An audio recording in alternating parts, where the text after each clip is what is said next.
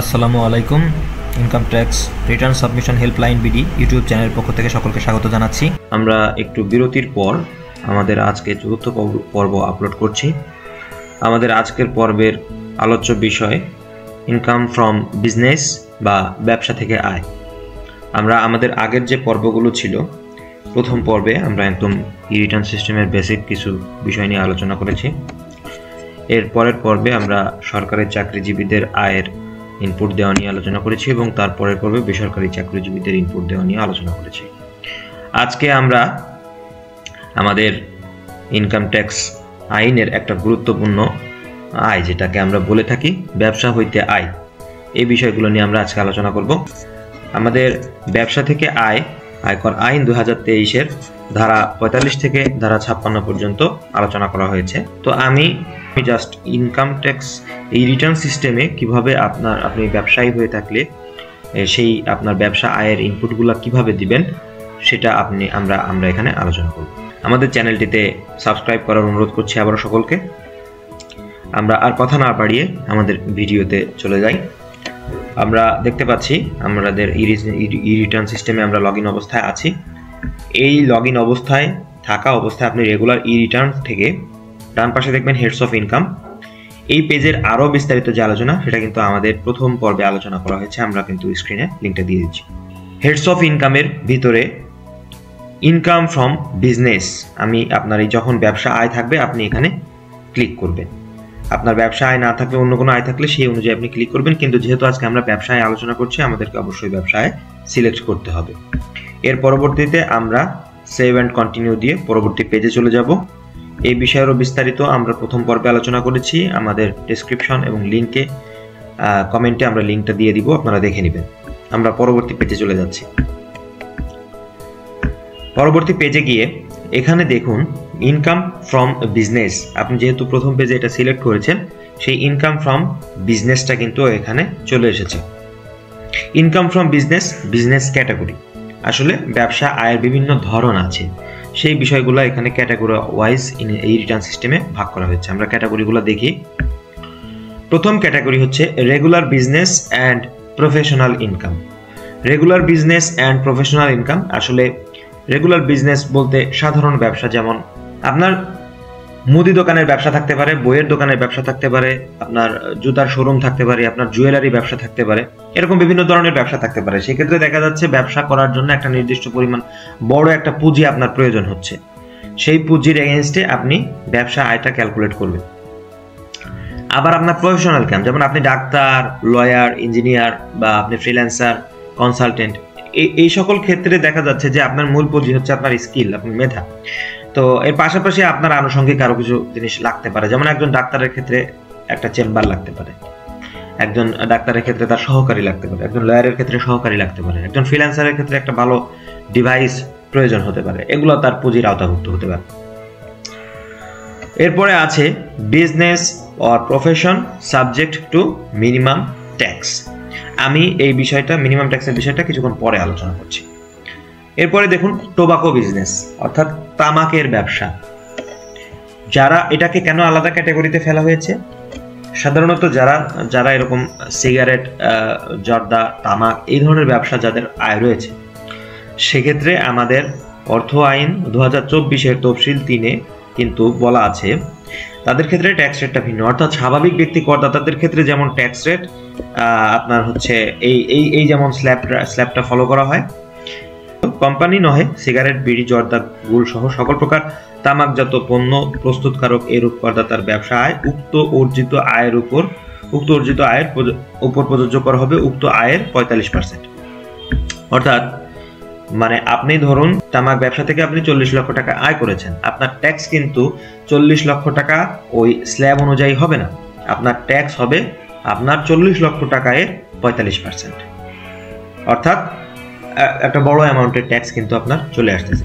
শুধু তাই নয়, আপনার কিন্তু এই তামাক ব্যবসা করলে বা এই ধরনের ব্যবসার ক্ষেত্রে আপনার কিন্তু সারচার্জও অ্যাপ্লাই হবে। যেমন ব্যক্তি করদাতাদের ক্ষেত্রে সম্পদ একটা 4 কোটি টাকা উপরে গেলে কিন্তু সারচার্জ দিতে হয়, বা আরো যে বিভিন্ন ক্রাইটেরিয়া আছে সেগুলো ফিল আপ করলে তাকে প্রদেয় করের একটা নির্দিষ্ট পার্সেন্ট সারচার্জ তাকে পরিশোধ করতে হয়। এই বিষয়গুলো আমরা আমাদের ইনকাম ট্যাক্স রেট 2025-26 যে ভিডিও, সেই ভিডিওতে আমরা আলোচনা করেছি। আমরা লিঙ্ক স্ক্রিন এবং ডেসক্রিপশন বক্সে দিয়ে দিচ্ছি।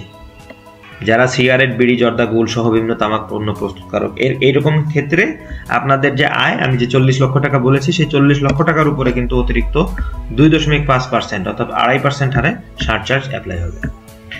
অর্থাৎ যারা তামাকের ব্যবসা করেন বা এরকম পণ্য ব্যবসা করছেন, তাদের ক্ষেত্রে কিন্তু একবার ট্যাক্স দিতে হচ্ছে, একবার সারচার্জ দিতে হচ্ছে আপনার আয়ের উপরে। এজন্য এটাকে আলাদা ক্যাটাগরিতে ফেলা হয়েছে। এখন আমরা আসি আপনার product of T and rubber. Product of T and rubber অর্থাৎ চা অথবা রাবার চাষ হইতে যদি আপনার আয় থাকে, সেক্ষেত্রে কেন এটাকে আলাদা ক্যাটাগরিতে ফেলা হয়েছে? আমাদের আয়কর আইনের ধারা 40 নম্বর ধারা, কৃষি হইতে আয়। এই কৃষি হইতে আয়ের এখানে উল্লেখ আছে, দেখুন, কোনো ব্যক্তি কর্তৃক উৎপাদিত ও প্রক্রিয়াকৃত চা এবং রাবারের বিক্রয়লব্ধ অর্থের 40% ব্যবসা হইতে আয় খাতে প্রাপ্তি এবং 60% কৃষি হইতে আয় খাতে প্রাপ্তি বলিয়া গণ্য হবে। অর্থাৎ আমরা আলোচনার সুবিধার্থে বলি, আপনি হচ্ছেন চা অথবা রাবারের আপনার ব্যবসা আছে। এখানে প্রাপ্তি কেন বলা হচ্ছে, এই কথাটা আমি বলা হচ্ছে। প্রাপ্তি বলতে আপনার বিক্রি, আয়ের কথা না। প্রাপ্তি হচ্ছে আপনার বিক্রি থেকে আপনি পরবর্তীতে আপনার খরচ আদি বিভিন্ন কিছু বাদ দিয়ে আপনি আয় হিসাব করবেন, সেটা না, আমি বলছি বিক্রি। তাহলে আমরা আলোচনার সুবিধার্থে আমরা দেখি যে 90 লক্ষ টাকা হচ্ছে আপনার চা, ধরুন আপনার চায়ের বাগান আছে, সেখান থেকে আপনি বিক্রি করে 90 লক্ষ টাকা আপনি চা বিক্রি করেছেন। তো চা বিক্রি করলে সেটার আমরা দেখেছি আইনে 60% হচ্ছে আপনার কৃষি হইতে বিক্রি, কৃষি খাতে বিক্রি বা কৃষি হইতে আয় খাতে প্রাপ্ত, যেটা বলা হয়েছে আইনে, সেটা হচ্ছে কত? 60%। আমরা হিসাব করি 60% কত হয়। 60% অর্থাৎ হচ্ছে 54 লক্ষ টাকা হচ্ছে আপনার কৃষি খাতে আপনার সেলস। তাহলে বাকি যে 36 লক্ষ টাকা আছে, বাকি যে 36 লক্ষ টাকা, সেটা হচ্ছে আপনার ব্যবসা খাতের সেলস। অর্থাৎ আপনি এরকম ক্ষেত্রে অবশ্যই এখানে সেলসের ঘরে 36 লক্ষ টাকা লিখবেন, অথবা আপনার যে টোটাল বিক্রি তার 40% হিসাব করে আপনি এখানে লিখবেন। আমি আবারও বলছি, টোটাল বিক্রির 40% ব্যবসা হইতে আয় খাতে প্রাপ্তি এবং 60% কৃষি হইতে আয় খাতে প্রাপ্তি। কৃষি আয়টা কোথায় দিবেন? সেটা হচ্ছে ইনকাম ফ্রম এগ্রিকালচার। সেটা আমরা ইনকাম ফ্রম এগ্রিকালচার যেদিন আলোচনা করব, সেদিন খুব সুন্দরভাবে আমরা আলোচনা করব। পরবর্তী যে আয়টা আছে সেটা আমরা একটু দেখি। Certain sources of agro business income. Certain sources of agro business income, এখানে দেখি এর ভিতরে কিন্তু আবার আরো অনেকগুলো ধরন আছে, যেমন dairy food production, frog production, pelleted poultry feed production, pelleted shrimp and fish production, poultry shrimp and fish hatchery, seed marketing, sericulture. অর্থাৎ আমরা যদি বলি যে ডেইরি, তারপরে ফিশারিজ, হ্যাচারি, পোল্ট্রি, এই ধরনের যদি কোনো আপনার আয় থেকে থাকে, সেটাকে কিন্তু আলাদা ক্যাটাগরিতে ফেলা হয়েছে। কেন ফেলা হয়েছে? এর কারণটা হচ্ছে আয়কর আইন 2023-এর 6ষ্ঠ তফসিলের প্রথম অংশে একটা এই বছরের অর্থাদেশে নতুন একটা এডিশন হয়েছে, সেটা হচ্ছে 20-এর ক একটি দফা এসেছে। 20-এর ক দফাতে কি বলা হয়েছে? 20-এর ক দফাতে বলা হয়েছে যে এইরকম ওখানে যে ধরনগুলো বলা আছে, যে পোল্ট্রি, হাঁস মুরগি, চিংড়ি মাছের হ্যাচারি, পেলেটেড পোল্ট্রি ফিড, এই ধরনের আয় থাকলে আপনি সর্বোচ্চ 5 লক্ষ টাকা পর্যন্ত অব্যাহতি পাবেন। অর্থাৎ আমরা যদি আপনাদের ব্যবসা আয় হয় 40 লক্ষ টাকা, সেক্ষেত্রে আপনি 35 লক্ষ টাকার উপরে ট্যাক্স হবে আপনার, আর বাকি 5 লক্ষ টাকা কিন্তু কর অব্যাহতি প্রাপ্ত হবে। তো এটা গেল certain sources of agro business income. এরপরে আছে স্পেশাল বিজনেস ইনকাম। আয়কর আইনের 2023-এর ধারা 46-এ বিশেষ ব্যবসা আয় এর বিষয়ে আলোচনা করা আছে, সেটা আমরা পরবর্তী পর্বের জন্য রেখে দিচ্ছি। এটা একটু বিস্তৃত বিষয়, এটা এখানে আমরা আলোচনা করছি না। আরেকটা হচ্ছে income subject to reduced tax rate. যেমন এটা একটা এসআরও, সেটা হচ্ছে এসআরও 304/2023 সালের এসআরও। কেউ যদি পাটজাত দ্রব্য উৎপাদনে নিয়োজিত কোনো শিল্প প্রতিষ্ঠানের কেবল উক্ত শিল্প হইতে অর্জিত আয় এরকম থাকে, সেক্ষেত্রে যদি সে কোম্পানি হয়ে থাকে, কোম্পানি আয়ের ক্ষেত্রে তাদের আয়করের হার হবে 10%। অর্থাৎ কোম্পানিদের ক্ষেত্রে যে ফ্ল্যাট রেট আছে আপনার, যেমন 27.5%, 27.5%, সেটা কিন্তু আর এখানে অ্যাপ্লাই হবে না। এটার জন্য আয়করের হার হবে 10%। আর যদি কোম্পানি ব্যতীত অন্যান্য করদাতা হয়, অর্থাৎ একজন ব্যক্তি যদি পাটজাত দ্রব্য উৎপাদনে কোনো নিয়োজিত শিল্পের সাথে থাকেন, তার ক্ষেত্রে ওই আয়ের উপর সর্বোচ্চ 10% ট্যাক্স অ্যাপ্লাই হবে। সর্বোচ্চ 10%। অর্থাৎ আপনার ওই স্বাভাবিক ব্যক্তি করদাতার যে স্ল্যাবটা আছে 3.5 লক্ষ টাকা পর্যন্ত করমুক্ত, এরপর 1 লক্ষ টাকা পর্যন্ত 5%, এরকম যে স্ল্যাবটা আছে এই স্ল্যাবটা কিন্তু আর অ্যাপ্লাই হবে না, আপনার জন্য সর্বোচ্চ কর হার হবে 10%। আরেকটি এছাড়াও আপনাদেরকে দেখাই, যেমন পণ্য রপ্তানি হইতে অর্জিত সকল প্রকার আয়ের উপর। সেক্ষেত্রে আপনি যদি আপনার এক্সপোর্ট ব্যবসা থাকে, এক্সপোর্ট ব্যবসা থাকলে কিন্তু আপনি স্বাভাবিক ব্যক্তি, ফার্ম কিংবা হিন্দু অবিভক্ত পরিবার এরকম হয়ে থাকলে আপনার আয়ের উপরে আপনার আয়ের 50% কিন্তু করমুক্ত থাকবে, 50% করমুক্ত থাকবে। আর স্বাভাবিক ব্যক্তি, হিন্দু অবিভক্ত পরিবার ব্যতীত অন্যান্য যে সকল করদাতা, কোম্পানি করদাতাদের ক্ষেত্রে কিন্তু সর্বোচ্চ কর হার হবে 12%। অর্থাৎ এসআরও দ্বারা কিন্তু আপনার ট্যাক্স রেটটা কমায় দেওয়া হচ্ছে। আর যদি কেউ পরিবেশ বান্ধব কোনো মানে কারখানা থেকে উৎপন্ন করে সেগুলো বাইরে রপ্তানি করেন, লিড সার্টিফাইড হন, তার ক্ষেত্রে অর্জিত আয়ের উপরে 10%, তবে সে অবশ্যই কোম্পানি হতে হবে। স্বাভাবিক ব্যক্তি, ফার্ম, হিন্দু অবিভক্ত পরিবার বাদে, অর্থাৎ কোম্পানি তাদের ক্ষেত্রে। তো এইরকম যদি কোনো এসআরও দ্বারা আপনার আয়ের উপরে যে ট্যাক্সটা সাধারণভাবে হওয়ার কথা সেটাকে হ্রাস করে দেওয়া হয়, সেটা আপনাদের যদি এরকম থাকে income subject to reduced tax rate, এই অপশনের মধ্যে আপনারা সেটার ইনপুটটা দিবেন। তো ইনপুটগুলা কিভাবে দিবেন আমি এখন সেগুলো ধাপে ধাপে আসছি। যেমন প্রথম, রেগুলার বিজনেস অথবা প্রফেশনাল ইনকাম। রেগুলার বিজনেস অথবা প্রফেশনাল ইনকাম, আপনি এখানে বিজনেস টাইপ অর্থাৎ বিজনেসের ধরন সেটা সম্বন্ধে আপনি বিস্তারিত লিখে দেন। আমি অত বিস্তারিত লিখছি না, আমি এক্স, বিজনেস নেম ওয়াই এবং অ্যাড্রেস আমি জেড দিয়ে দিচ্ছি। এবার আসেন ইনকাম সামারি। ধরুন আপনার বইয়ের ব্যবসা আছে এবং এই বইয়ের ব্যবসা থেকে আপনি ধরুন হচ্ছে 90 লক্ষ টাকা আপনি আয় করেছেন। বইয়ের ব্যবসা থেকে আপনি বাৎসরিক 90 লক্ষ টাকা আয় না, ঠিক আমি বলবো যে আপনি বিক্রি করেছেন, বই বিক্রি করেছেন 90 লক্ষ টাকা। অর্থাৎ আপনি এখনো কোনো খরচ, অর্থাৎ বই যে আপনি বিক্রি করেছেন সেই বইগুলো আপনার দোকানে তো আপনি আগে থেকে কিনে এনে রেখেছেন, সেই খরচটা কিন্তু এখন আমরা ধরিনি। এটা হচ্ছে প্রাপ্তি বা সেলস বা টার্নওভার। 90 লক্ষ টাকা আপনি বই বিক্রয় হতে প্রাপ্ত হয়েছেন। এখন আপনার যে বইগুলো আপনি বিক্রি করেছেন সেগুলো আপনার দোকানে এনে তো আপনি আগে থেকে কিনে রেখেছিলেন, তো সেই আপনার ক্রয়ের যে খরচটা সেই খরচটুকু বাদ দিয়ে যে অংশটুকু পাবো সেটা হচ্ছে আপনার গ্রোস প্রফিট। অর্থাৎ কস্ট অফ গুডস সোল্ড বাদ দিয়ে আমরা যে অংশটুকু পাবো সেটা হচ্ছে গ্রোস প্রফিট। তো আমরা ধরলাম যে বিক্রয়ের উপরে 20% আপনার যদি গ্রোস প্রফিট ধরি, তাহলে 90 লক্ষ টাকা 20%-এ আসে হচ্ছে 18 লক্ষ টাকা।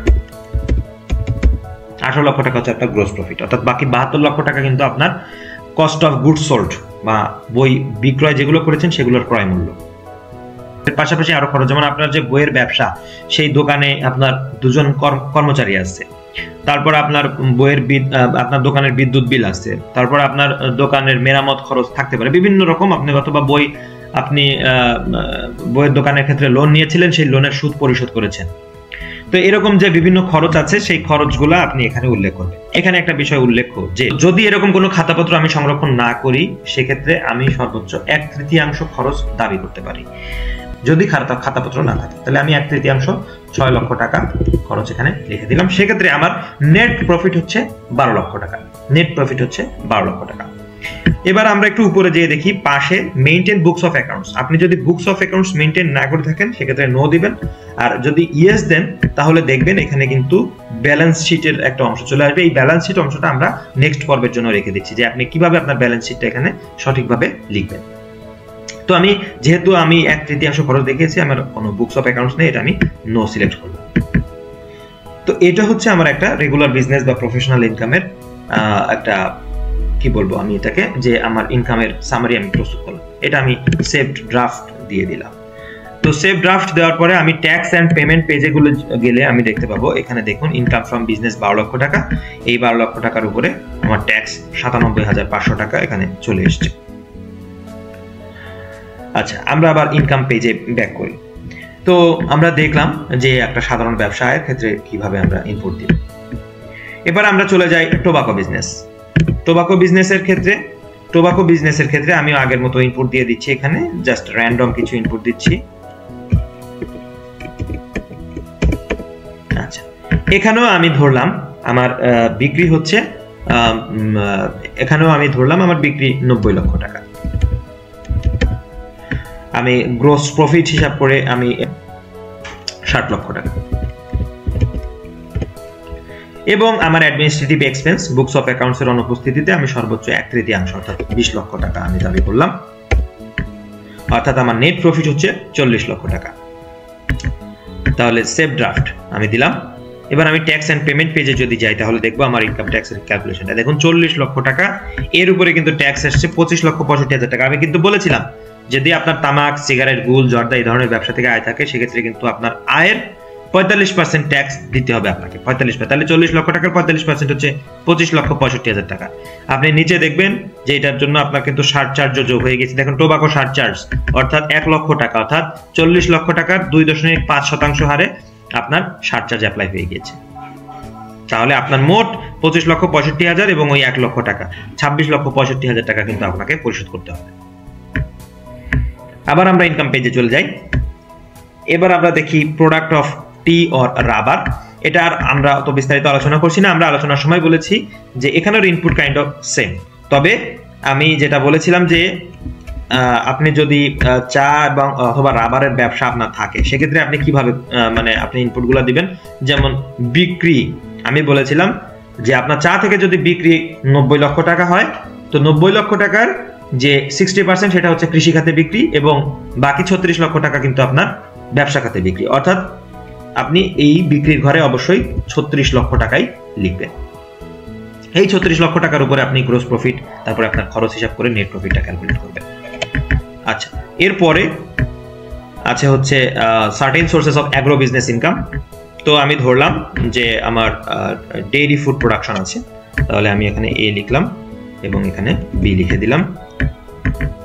আমি এখানে লিখি যে আমি ডেইরি ফুড প্রোডাকশন থেকে 90 লক্ষ টাকা আমার বিক্রি হয়েছে। আমরা আমার সুবিধার্থে আমরা বারবারই একই ইনপুট নিয়ে আপনাদেরকে দেখাচ্ছি, সেম গ্রোস প্রফিট ধরে রাখছি। আসলে আমি আমাদের এখানে আমরা রাফ আমার প্রত্যেকটা গ্রোস প্রফিট কিন্তু বিভিন্ন ব্যবসা কিন্তু গ্রোস প্রফিট বিভিন্ন রকম। আমরা আপনাদের ইনপুট বোঝানোর সুবিধার্থে আমি একটা ফিগার জাস্ট র্যান্ডম আমি নিয়ে নিচ্ছি।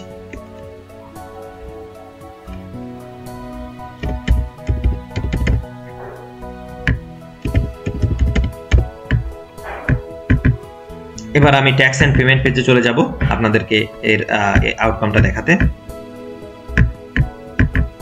এবার আমি ট্যাক্স এন্ড পেমেন্ট পেজে চলে যাব এবার এটার আউটকামটা দেখাতে। দেখুন আপনার নেট প্রফিট কিন্তু আমরা দেখেছিলাম 40 লক্ষ টাকা, তাহলে ইনকাম ফ্রম বিজনেস এখন হয়ে গেছে কিন্তু 35 লক্ষ টাকা, অর্থাৎ আপনার 5 লক্ষ টাকা কিন্তু কর অব্যাহতি প্রাপ্ত ষষ্ঠ তফসিল অনুসারে। আমরা এটা প্রথমেই আলোচনা করেছি। আমরা আবার ইনকাম ফ্রম বিজনেস পেজে চলে আসি। এবার আমরা এখান থেকে income subject to reduced tax rate এটা আমরা যদি নেই তাহলে এখান থেকে আমরা আগের মতো এ, তারপর বি, তারপর সি সিলেক্ট করি। আমি এখান থেকে 90 লক্ষ টাকা নিলাম, গ্রোস প্রফিট নিলাম 60 লক্ষ টাকা, খরচ নিলাম 20 লক্ষ টাকা। আপনি কোন এসআরও দ্বারা এই সুবিধাটুকু পাচ্ছেন সেটা কিন্তু আপনাকে লিখে দিতে হবে। যেমন আমি যদি ওই এসআরও নং 44-আইন/আয়কর-25/2024 এটা কিন্তু আপনাকে লিখে দিতে হবে। এখানে এসআরও নংটা লিখবেন। এসআরও নংটা কোনটা? এসআরও নং 44। তাহলে আমি এসআরও নং 44 এখানে দিয়ে দিলাম। এবং কত সালের এসআরও এটা? এটা হচ্ছে 2024 সালের এসআরও। আপনি এখানে 2024 টাইপও করে দিতে পারেন অথবা নিচের যে ক্যালেন্ডার যে টুল বক্সটা এসেছে এখান থেকে সেটা আপনি সিলেক্ট করে দিতে পারেন। পার্টিকুলার এখানে পার্টিকুলারসটা হচ্ছে যে এসআরওর বিবৃতি, এটা হচ্ছে এক্সপোর্ট বিজনেস। এক্সপোর্ট আমি লিখে দিলাম এরকম। এখানে এক্সপোর্ট বিজনেসের ক্ষেত্রে কি বলেছে?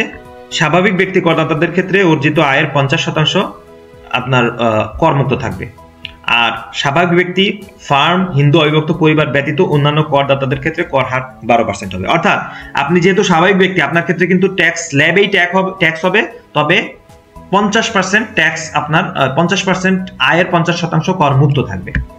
তাহলে আপনারা এখানের ইনপুটটা কিভাবে দিবেন? Tax exempted income. এখন যেহেতু আপনার নেট প্রফিট 40 লক্ষ টাকা, এইটার 50% অর্থাৎ 20 লক্ষ টাকা হচ্ছে আপনার কি ট্যাক্স অব্যাহতিপ্রাপ্ত, কর অব্যাহতিপ্রাপ্ত, আর ট্যাক্সেবল ইনকাম হচ্ছে 20 লক্ষ টাকা। ট্যাক্স অ্যাপ্লিকেবল এটা যদি আপনার যেমন এর পরের লাইনটাই আপনি খেয়াল করুন এসআরওতে যে স্বাভাবিক ব্যক্তি, ফার্ম বা হিন্দু অবিভক্ত পরিবার ব্যতীত অন্যান্য করদাতাদের কর হার 12% হবে। যদি এটা স্বাভাবিক ব্যক্তিদের জন্য থাকতো 12%, তাহলে আপনি ওই মানে আপনার হচ্ছে যে 20 লক্ষ টাকার 12% হিসাব করে ওটা আপনি এখানে লিখে দিতেন। কিন্তু যেহেতু ব্যক্তি করদাতাদের ক্ষেত্রে কর অব্যাহতিপ্রাপ্ত সুবিধা দেওয়া, করমুক্ত সুবিধা দেওয়া হয়েছে, ট্যাক্স অ্যাপ্লিকেবল, এটা হচ্ছে আপনার যে ট্যাক্সেবল ইনকাম যেটা 20 লক্ষ টাকা, এই 20 লক্ষ টাকার উপরে স্বাভাবিক যে স্ল্যাবে যে আপনার ট্যাক্স আসে সেই ট্যাক্সটা আপনি লিখবেন। তাহলে এখানে আমি লিখে দিই 20 লক্ষ টাকার উপরে স্বাভাবিক ট্যাক্স আসে হচ্ছে 20 লক্ষ টাকার ট্যাক্স আসে হচ্ছে 2,57,500 টাকা, 2,57,500 টাকা, অর্থাৎ সেভ ড্রাফট দেন। তাহলে দেখুন আপনি কি সুবিধাটা পেলেন। আপনার সুবিধাটা হচ্ছে এটাই যে আপনি কিন্তু এসআরও যেহেতু এসআরও দ্বারা আপনি আপনার আয়ের 50% ট্যাক্স অব্যাহতি পেয়েছেন, কর অব্যাহতি পেয়েছেন 50%, অর্থাৎ 40 লক্ষ টাকার 20% উপরে কোনো ট্যাক্স হচ্ছে না। 20 লক্ষ টাকার উপরে আপনার যে রেগুলার স্ল্যাব, সেই রেগুলার স্ল্যাবে 2,57,500 টাকা আয়কর হচ্ছে। এখন যদি এমন হতো বিষয়টা যে ট্যাক্স এক্সেম্পটেড অংশ নাই, অর্থাৎ আপনার ট্যাক্স এক্সেম্পটেড ইনকাম হচ্ছে, মানে এখানে আপনাকে বলে দেওয়া আছে, রেট বলে দেওয়া আছে যে আপনার আয়ের উপরে স্ল্যাবে ট্যাক্স হবে না, আপনার আয়ের উপরে সর্বোচ্চ 10% ট্যাক্স হবে, তাহলে ট্যাক্স এক্সেম্পটেড ইনকাম 0 এবং ট্যাক্সেবল ইনকামটা তখন 40 লক্ষ টাকায় থাকবে। এবং এই 40 লক্ষ টাকার 10% আমরা ধরি 4 লক্ষ টাকা আপনার ট্যাক্স, মানে সর্বোচ্চ 10% যেটা। তাহলে আপনি 40 লক্ষ টাকা যদি আপনার আয় হতো, তাহলে রেগুলার স্ল্যাবে কত টাকা ট্যাক্স আসতো? রেগুলার স্ল্যাবে আপনার কিন্তু ট্যাক্স আসতো তখন হচ্ছে 7,65,000 টাকা। তাহলে আপনি কিন্তু 3,65,000 টাকার মতো কর্মমুক্ত সুবিধা পেয়েছেন, মানে আপনার ওই 3,65,000 টাকা ট্যাক্স কিন্তু আর আসতেছে না। তো এটা হলো এসআরও এর ইনপুটগুলো আপনারা কিভাবে দিবেন। তাহলে এবার আমরা দেখি এটার ইনপুটের ইফেক্টগুলা ট্যাক্স পেমেন্ট পেজে কিরকম হয়েছে। ট্যাক্স এন্ড পেমেন্ট পেজে যদি যাই তাহলে দেখেন 40 লক্ষ টাকা, এই 40 লক্ষ টাকার উপরে 4 লক্ষ টাকা, এটা কিন্তু রেগুলার স্ল্যাবের কোনো হিসাব এখানে হয়নি। 40 লক্ষ টাকার উপরে সর্বোচ্চ 4 লক্ষ টাকা ট্যাক্স আপনার পরিশোধ করতে হবে। আচ্ছা, এবার আমরা যে অংশটুকু আমাদের আলোচনায় বাদ রেখেছিলাম সেটা হচ্ছে business or profession subject to minimum tax. Business or profession subject to minimum tax. আমি শুরুতে মিনিমাম ট্যাক্সের কনসেপ্টটা নিয়ে আপনাদের একটু আলোচনা করি। মিনিমাম ট্যাক্সটা হচ্ছে কি? মিনিমাম ট্যাক্সটা হচ্ছে যে আপনার বিজনেসের লাভ লস যেটাই হোক না কেন, আপনাকে একটা মিনিমাম ট্যাক্স পরিশোধ করতে হবে গভর্নমেন্টকে। আপনাকে মিনিমাম একটা ট্যাক্স আপনাকে পরিশোধ করতে হবে। মিনিমাম ট্যাক্সের বিভিন্ন রকমের নাম আমরা বলতে পারি, যেমন অবস্থান অনুযায়ী মিনিমাম ট্যাক্স। আমরা আমাদের প্রথম পর্বে বলেছি, আমাদের ইনকাম ট্যাক্স রেট 2025-26 ভিডিওতে কিন্তু এটা নিয়ে বিস্তারিত বলেছি। আরেকটা ন্যূনতম করের কনসেপ্ট হচ্ছে ধারা 163। ইনকাম ট্যাক্সের একটি গুরুত্বপূর্ণ ধারা হচ্ছে ধারা 163 অনুযায়ী ন্যূনতম কর। ধারা 163 অনুযায়ী কোনটা ন্যূনতম কর সেটা আপনারা আয়কর নির্দেশিকা 2025-26 খুব সুন্দরভাবে একটা তালিকা পাবেন। আয়কর নির্দেশিকা 2025-26 49 নম্বর পেজে দেখুন ন্যূনতম কর প্রযোজ্য হয়। এখানে কিন্তু এই যে ধারা এবং নামগুলো বলা আছে যে কোন কোন ক্ষেত্রে, এগুলা আমি আর বিস্তারিত পড়ছি না, যে এই সব ক্ষেত্রে হচ্ছে আপনার ন্যূনতম কর, এই ধারাগুলো ন্যূনতম করের আওতাভুক্ত। তো ন্যূনতম করের আওতাভুক্ত হলে কি হবে সেটা আমরা একটু দেখি। ন্যূনতম করের এর মধ্যে যে কিছু ধারা আছে যেগুলো বিজনেস আয়ের সাথে জড়িত, এখানে যেমন কন্ট্রাক্ট, সাপ্লাই, প্রফেশন, কনসালটেন্সি, পেশাগত যেটা, অ্যাডভার্টাইজমেন্ট, কমিশন, ডিসকাউন্ট ফি, এরকম কিছু আয় আছে যেগুলো ব্যবসা আয় হিসেবে পরিগণিত। তো এইটার ক্ষেত্রে যখন আমরা ধরলাম যে এটা হলো কন্ট্রাক্ট সাপ্লাই অর্থাৎ ঠিকাদারি, আমরা এটা সিলেক্ট করলাম। তাহলে বিজনেস মানে আপনার যদি এরকম মিনিমাম ট্যাক্স আওতাভুক্ত কোনো ব্যবসা আয় থাকে সেক্ষেত্রে কি হবে, আমরা আপনাদেরকে এখন ওই বিষয়টা বুঝাচ্ছি যে এরকম ক্ষেত্রে মিনিমাম ট্যাক্সের কনসেপ্ট সেটা হচ্ছে যে মিনিমাম ট্যাক্সের ক্ষেত্রে আপনার রেগুলার যে আপনার যে আয়টা, আমি আপনাকে একটা এক্সেল শিটের মাধ্যমে বোঝালে আপনারা খুব সহজে বুঝতে পারবেন বিষয়টা। যেমন আমি ধরলাম আমার 50 লক্ষ টাকা হচ্ছে আমার ব্যবসায়, তাহলে 50 লক্ষ টাকার উপরে স্বাভাবিকভাবে আপনার যে ট্যাক্স আসার কথা সেটা হচ্ছে 10,65,000 টাকা স্বাভাবিকভাবে, অর্থাৎ ব্যক্তি করদাতার যে স্ল্যাব আছে সেই স্ল্যাবে আপনার ট্যাক্স আসে 10,65,000 টাকা। আচ্ছা, আপনাকে গভর্নমেন্ট থেকে কেটে নিয়েছে, আপনি ব্যবসা হইতে আয় করেছেন বা ঠিকাদারি হইতে আয় করেছেন, গভর্নমেন্ট থেকে আপনার 5 লক্ষ টাকা 10% যেটা আপনার কেটে নিয়েছে, ধরলাম 10%, 5 লক্ষ টাকা গভর্নমেন্ট আপনার কেটে নিয়েছে। এখন আমি যদি এটার উপরে মিনিমাম ট্যাক্সের ফর্মুলাটা অ্যাপ্লাই করি, অর্থাৎ 163 ধারার কনসেপ্টটা অ্যাপ্লাই করি, তাহলে আপনার ক্ষেত্রে প্রদেয় কর কিন্তু 10,65,000 টাকা। অর্থাৎ আপনার গভর্নমেন্ট যে 5 লক্ষ টাকা কেটে নিয়েছে এর সাথে আরো 5,65,000 টাকা কিন্তু আপনাকে পরিশোধ করতে হবে। অর্থাৎ মিনিমাম ট্যাক্সের বিষয়টা হচ্ছে যে গভর্নমেন্ট আপনার থেকে যেটা কেটে নিয়েছে উৎসে কর হিসেবে এবং স্বাভাবিক স্ল্যাবে আপনার যে ট্যাক্স এসেছে, এই দুইটার মধ্যে যেটা অধিক সেই টাকাটা আপনাকে পরিশোধ করতে হবে। এটা হচ্ছে মিনিমাম ট্যাক্সের কনসেপ্ট। আরেকটি বিষয় আছে, সেটা হচ্ছে টার্নওভার ট্যাক্স। টার্নওভার ট্যাক্সটা এটাও 163 এর একটি কনসেপ্ট। সেটা হচ্ছে যে আপনার ব্যবসায়িক বিক্রি যদি একটা নির্দিষ্ট অ্যামাউন্ট অতিক্রম করে, যেমন স্বাভাবিক ব্যক্তি করদাতাদের ক্ষেত্রে 4 কোটি টাকা পর্যন্ত, এটা গত বছর সম্ভবত 3 কোটি টাকা ছিল, এটা এবার 4 কোটি টাকা করা হয়েছে। যদি 4 কোটি টাকা অতিক্রম করে তখন আপনার গ্রোস প্রাপ্তি বা গ্রোস সেল যেটা, সেই সেলের 1% ট্যাক্স আপনাকে, সেই সেলের 1% ট্যাক্সের, এটাকে আমরা বলি টার্নওভার ট্যাক্স। এটা আমরা যদি আপনাদেরকে এক্সেল শিটের মাধ্যমে বুঝাই তাহলে আরো সুন্দর আপনি বুঝতে পারবেন। আমি ধরে নিই আপনার যেহেতু 50 লক্ষ টাকা ব্যবসা আয় হয়েছে, আমি ধরে নিই এখানে মোট প্রাপ্তিটা হচ্ছে আপনার ধরলাম হচ্ছে 5 কোটি টাকা। 5 কোটি টাকার উপরে আপনার ধরলাম যে পয়েন্ট, এটা হচ্ছে 10% হারে সরকার ট্যাক্স কেটে নিয়েছে। 5 কোটি টাকার উপরে 50 লক্ষ টাকা সরকার ট্যাক্স কেটে নিয়েছে, বা আমি আর একটু ছোট করি, এত টাকা নরমালি, এটা হলো 0.05, অর্থাৎ 5% হারে সরকার ট্যাক্স কেটে নিয়েছে, অর্থাৎ এটা হচ্ছে 25 লক্ষ টাকা। 25 লক্ষ টাকা সরকার আপনার থেকে ট্যাক্স কেটে নিয়েছে। তাহলে এখন আমরা একটা কনসেপ্টে আসি, সেটা হলো যে দেখুন আপনার সরকার কিন্তু আপনার থেকে ট্যাক্স কেটে নিয়েছে 25 লক্ষ টাকা, আর আপনার স্বাভাবিক স্ল্যাবে কত আসছে? 10,65,000 টাকা। তাহলে বেশি কোনটা? সরকার যেটা কেটে নিয়েছে সেটা বেশি, অর্থাৎ 25 লক্ষ টাকায় কিন্তু আপনার ন্যূনতম কর। আর মিনিমাম টার্নওভার ট্যাক্সের কনসেপ্টটা আমি যেটা বলছি, এখন টার্নওভার ট্যাক্সের ইয়াটা হচ্ছে 1%। আমি এখানে 1% দিয়ে দিলাম, সিলেক্ট করে দেখলাম। এখন দেখেন আপনার টার্নওভার কর কত আসে। টার্নওভার কর হচ্ছে আপনার যেহেতু ব্যবসার গ্রোস প্রাপ্তি হচ্ছে 5 কোটি টাকা, 5 কোটি টাকার 1% হচ্ছে 5 লক্ষ টাকা, তো 5 লক্ষ টাকা হচ্ছে আপনার টার্নওভার কর।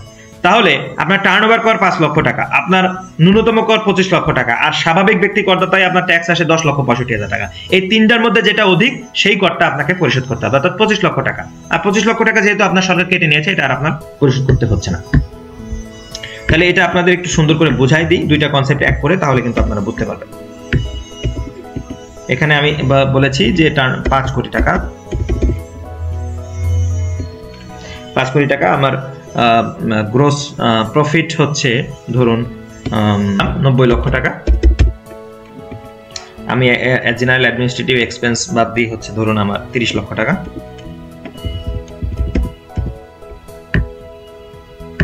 এবং tax deducted collected at source, অর্থাৎ ওই যে গভর্নমেন্ট আপনার থেকে কত টাকা কেটে নিয়েছে। আমি দেখলাম যে গভর্নমেন্ট আপনার থেকে 60 লক্ষ টাকার উপরে ট্যাক্স কেটে নিয়েছে। আপনার যেহেতু টার্নওভার, তো তা আপনার মোট প্রাপ্তির উপরে তারা ট্যাক্স কেটে নিয়েছে। তাহলে এখান থেকে আমরা দেখলাম যে আপনার ট্যাক্স কাটা হয়েছে। আমি আমার ফিগারগুলো কিন্তু জাস্ট র্যান্ডম আপনাদের বোঝানোর জন্য, আমি কিন্তু এক্সাক্ট কোনো ফিগার এখানে বলছি না।